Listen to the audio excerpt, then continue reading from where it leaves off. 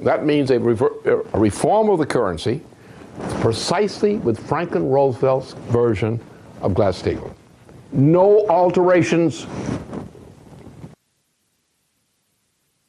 Even if alterations were in principle possible, they're not possible because once you open the door to any alteration, the whole thing will fall apart.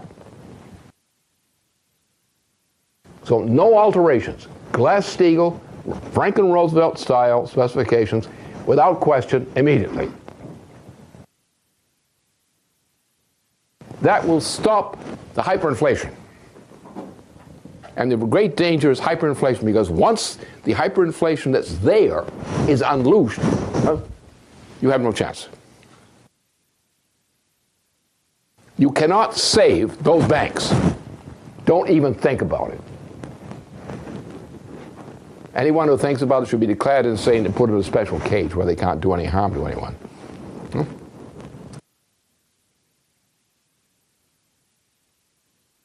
Now the second thing is, what are we going to do to get out of the pit that we'll be in with what remains of a commercial banking system after this purge is done? And it has to be done promptly and immediately. So you've got to give them Alexander Hamilton way and go back to the question of the original Constitution, the original federal Constitution on this subject, which was national banking. You know? Just the way the first and second Bank of the United States, National Bank of the United States, was established. Now this bank will be the agency through which credit is uttered. Public credit is uttered. Now the public credit will be to what? We will take projects like NWAPA and other kinds of projects of that type, along with other things that are necessary. We will immediately launch these projects. We will employ people in these projects. We will reactivate manufacturing facilities and other facilities in support of these projects. So therefore we will create enough physical product, enough physical output in the nation to go back toward full employment. And productive employment, not bullshit employment. We're going to save the United States that way. And we're going to have to eliminate the Federal Reserve System, which is hopelessly bankrupt. It has nothing but bullshit in it. What was ever in it was not bullshit, is completely outnumbered by the bullshit. Therefore, we're going to have to establish a national bank, a third national bank of the United States, which will be the custodian of the credit which the federal government authorizes to be uttered, which will be used immediately for projects, for emergency, of course, emergency assistance that's needed. But otherwise, the intention is for projects, productive projects, investments, large-scale systems, which will be done on the basis of public credit, utilizing the facility to replace the Federal Reserve System, which should have been replaced from the beginning. It was a fraud. Get rid of the Federal Reserve System. It's hopelessly bankrupt. Just put it in a different category. See what you can salvage out of it. As, salvage material. But we have to go to a national banking system, a third national bank of the United States. The thing that Jackson killed as a favor of London. That credit will then be used for large-scale employment in public works and other projects, such as NWAPA, which will then be the driver for a surge in productive employment as against to the bullshit employment we've been going through up to now. And that will save the United States. Now, first of all, Russia and China are potential allies of the United States in this operation. But they don't understand money systems very well. So that thing has to be put across. Europe is a somewhat different situation, because once you take the British out of the equation, which is Europe is ripe to do right now.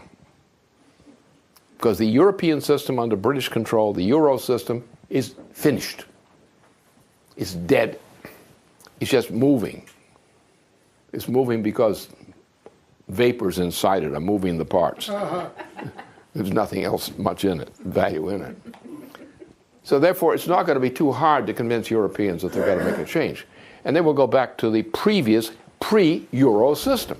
Some will not, but that will be the trend. Germany will be among the nations which will go back to a pre-Euro system, go back to the Deutschmark. I'm sure that somewhere in Germany, people are printing Deutschmark right now in preparation for this thing. We have ours still, too. Yeah. So, therefore, but we have to get them away from this monetarist conception. They have to go to an American conception, and that is going to embarrass them greatly. But when it comes between starving to death and being embarrassed, I think they'll produce. I'll take the embarrassment. They'll wear it in pride. But now the Russians and so forth, the Russians really Russian nation has no official understanding of what monetary problems are. They still think in terms of a money system. And therefore, when they say that we don't have the money for these large projects we know we should construct, they're making a mistake. The mistake is they do have the money.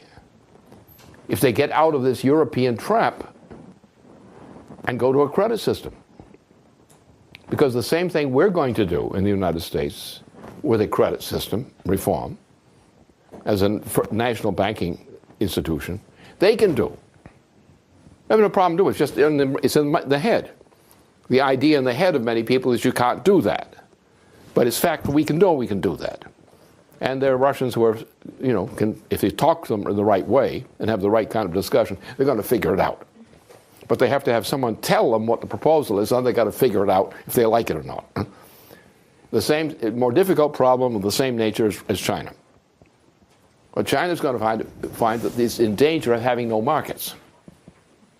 Because China depends upon export markets. Which the credit is being extended for China to exploit export markets. But there are no more export markets. So China has a crisis. The export markets on which it had depended are gone, as of now. Well, we have to create a new export market. How? Well, international trade. How? On international credit. How? Start in the United States. Then go particularly into Russia, and then to China from the United States, and say, this is what we're doing. Here's how it works. We don't need this other crap. We don't need any of it. The whole thing is the belief in money. Money is shit, frankly. So be careful about using it. And don't flush it down your toilet, you'll plug the whole system up.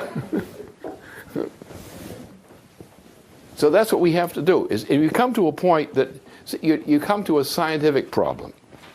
With a scientific problem, you have restricted options of what will work. And you have a lot of other things that people will suggest, but that won't work. So in a situation like this, you can't accept propositions which democracy says must be offered. You say, hey, stupid, it won't work.